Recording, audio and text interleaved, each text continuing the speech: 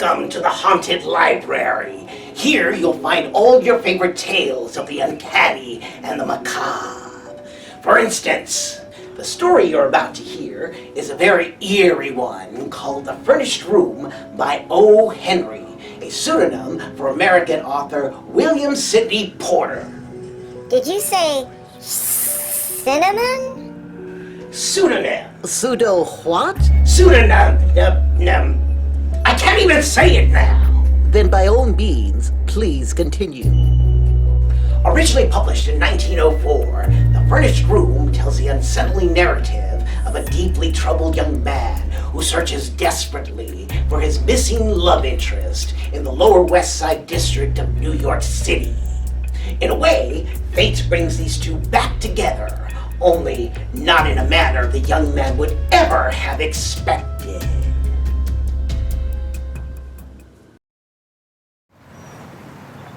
Restless, shifting, fugacious as time itself is a certain vast bulk of the population of the red brick district of the Lower West Side. Homeless, they have 100 homes. They flit from furnished room to furnished room. Transients forever. Transients in abode. Transits in heart and mind. Hence, the houses of this district, having had 1,000 dwellers, should have 1,000 tales to tell.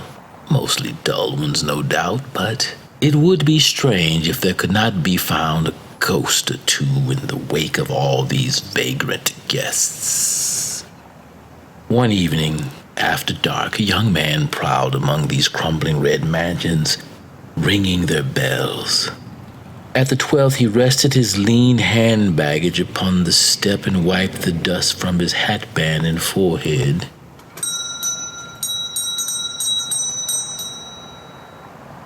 The bell sounded faint and far away in some remote hollow depths. To the door came a housekeeper who made him think of an unwholesome, surfeited worm that had eaten its nut to a hollow shell and now sought to fill the vacancy with edible lodgers. He asked if there was a room to let. "Come in," said the housekeeper. A voice came from her throat. Her throat seemed lined with fur. "I have the 3rd floor back, vacant since a week back. Should you wish to look at it?" The young man followed her up the stairs. A faint light from no particular source mitigated the shadows of the halls. They trod noiselessly upon a stair carpet that his own loom would have forsworn. At each turn of the stairs were vacant niches in the wall. It may be that the statues of the saints had stood there, but it was not difficult to conceive that imps and devils had dragged them forth to the darkness and down to the unholy depths of some furnished pit below. "This is the room," said the housekeeper from her furry throat. "It's a nice room. It ain't often vacant. I had some most elegant people in it last summer. No trouble at all. And paid in advance to the minute. The water's at the end of the hall. The gas is here, and you see there is plenty of closet room. It's a room everybody likes. It never stays idle long." Do you have many theatrical people rooming here? "They comes and goes. A good proportion of my lodgers is connected with the theaters. Yes, sir, this is a theatrical district. Active people never stays long anywhere. I get my share. Yes, they comes and they goes." He engaged the room, paying for a week in advance. He was tired, he said, and would take possession at once. He counted out the money. As the housekeeper moved away, he put for the 1,000th time the question that he carried at the end of his tongue. A young girl, Miss Faginer, Miss Eloise Wagner. Do you remember such a one among your lodgers? She would be singing on the stage, most likely, a fair girl, of medium height and slender with reddish gold hair and a dark mole near her left eyebrow. No, I don't remember the name. Them stage people has names they change as often as their rooms. They comes and they goes. No, I don't call that one to mind. No. Always no. 5 months of ceaseless interrogation and the inevitable negative. So much time spent by day in questioning managers, agents, schools, and choruses. By night among the audiences of theaters from all-star casts down to the music hall so low that he dreaded to find what he most hoped for. He who had loved her best had tried to find her. He was sure that since her disappearance from home, this great water-girt city held her somewhere. But it was like a monstrous quicksand shifting in particles constantly with no foundation. The furnished room received its latest guest with the first glow of pseudo-hospitality. A hectic, haggard, perfunctory welcome. The guests reclined inert upon a chair.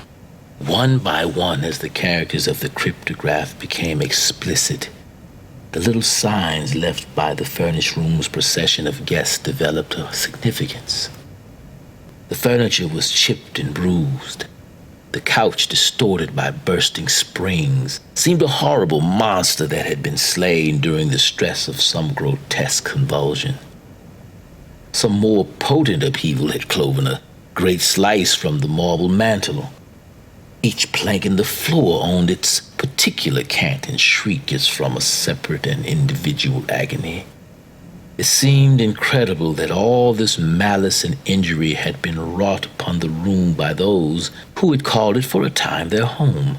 And yet, it may have been the cheated home instinct surviving blindly, the resentful rage at false household gods that had kindled their wrath. A hut that is our own we can sweep and adorn and cherish.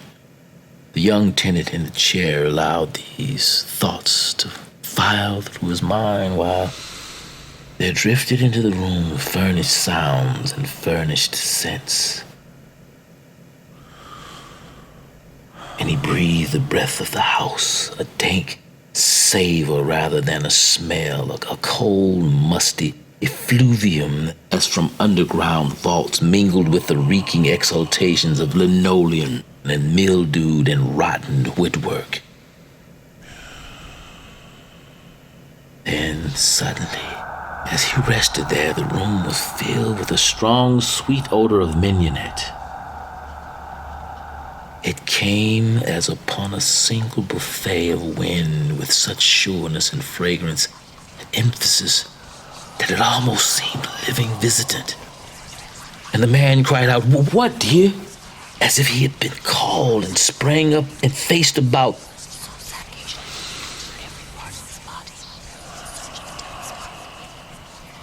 The rich odor clung to him and wrapped him around. He reached out his arms for it, all of his senses for the time confused.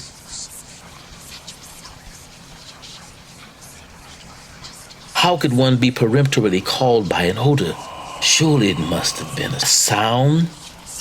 But was it not the sound that had touched, that had caressed him? "She has been in this room," he cried, and he sprang to wrest from it a token, for he knew he would recognize the smallest thing that had belonged to her or that she had touched. This enveloping scent of mignonette, the odor that she had loved and made her own, whence came it? And then he traversed the room like a hound on the scent, skimming the walls, considering the corners of the bulging matting on his hands and knees, rummaging mantel and tables, the curtains and hangings, the drunken cabinet in the corner for a visible sign, unable to perceive that she was there beside, around, against, within him, above him, clinging to him, wooing him, calling him so poignantly through the finer senses that even his grosser ones became cognizant of the call. Once again, he answered loudly, "Yes, dear," and turned, wild-eyed, to gaze on vacancy. For he could not yet discern form and color and love and outstretched arms in the odor of mignonette. Oh, God! Whence that odor? And since when have odors had a voice to call? Thus he groped. He sifted the room from end to end. He found dreary and ignoble small records of many of the peripatetic tenants. But of her whom he sought, and who may have lodged there, and whose spirit seemed to hover there, he found no trace. And then he thought of the housekeeper. He ran from the haunted room downstairs into a door that showed a crack of light. She came out to his knock. He smothered his excitement as best he could. "Will you tell me, madam," he besought her, "who occupied the room I have before I came?" Yes, sir, I can tell you. 'Twas Sprouse and Moody. Mrs. Beretta Sprouse it was in the theaters, and Mrs. Moody she was. My house is well known for respectability. The marriage certificate hung framed on a nail over... What kind of a lady was Miss Sprouse? In looks, I mean. Why, black-haired, sir, short and stout, with the comical face. They left a week ago Tuesday. And before they occupied it? Why, there was a single gentleman connected with the drain business. He left owing me a week. Before him was Mrs. Crowder and her 2 children that stayed 4 months. And back of them was old Mr. Doyle, whose sons paid for him. He kept the room 6 months. That goes back a year, sir, and further I do not remember. He thanked her and crept back to his room. The room was dead. The essence that had vivified it was gone. The perfume of mignonette had departed. In its place was the old, stale odor of moldy house furniture, of atmosphere and storage. The ebbing of his hope drained his faith. He sat staring at the yellow, singing gaslight. Soon he walked to the bed and began to tear the sheets into strips. With the blade of his knife, he drove them tightly into every crevice around windows and door. When all was snug and taut, he turned out the light, turned the gas full on again, and laid himself gratefully upon the bed.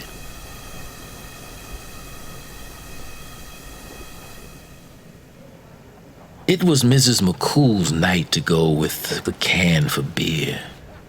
So she fetched it and sat with Mrs. Purdy in one of those subterranean retreats where housekeepers foregather. I rented out my 3rd floor back this evening, Said Mrs. Purdy across a fine circle of foam. A young man took it. He went up to bed 2 hours ago. Now, did ye, Mrs. Purdy, ma'am? Said Mrs. McCool with intense admiration. You do be a wonder for renting rooms of that kind. And did you tell him then? She concluded in a husky whisper laden with mystery. Rooms Said Mrs. Purdy in her furriest tones. are furnished for to rent. I did not tell him, Mrs. McCool. 'Tis right you are, ma'am. 'Tis by renting rooms we keep alive. Ye have the real sense for business, ma'am. There be many people will rejecting the renting of a room if they be told a suicide has been after dying in the bed of it. As you say, we has our living to be making, Remarked Mrs. Purdy. Yes, ma'am, 'tis true. 'Tis just 1 week ago this day I helped you lay out the 3rd floor back. A pretty slip of a calling she was, to be killing herself with the gas. A sweet little face she had, Mrs. Purdy, ma'am. She'd have been called handsome, as you say. Said Mrs. Purdy, assenting but critical. But for that mole that she had growing by her left eyebrow. Do fill up your glass again, Mrs. McCool. It looks like the guest in the furnished room share the same fate as his lover. Now, they will both haunt the old place for all eternity. That's so sweet. Isn't love grand? You can find this tale, as well as many of O. Henry's great works of literature, at your local public library. Now, if you want to scare yourself silly, the public library also has a huge collection of ghost stories for you to check out, for free! And if you enjoyed this video and would like to see more, Don't forget to select like and hit the subscribe button below. Until we meet again, stay safe and watch out for things that go bump in the night.